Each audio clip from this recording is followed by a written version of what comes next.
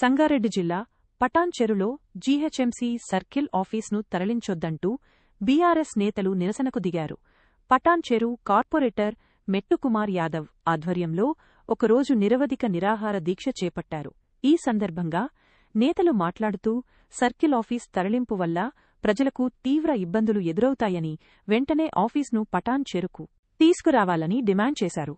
పటాన్చెరు, ఇక్కడ పరిపాలన ఎక్కడా అంటూ నినాదాలు చేశారు.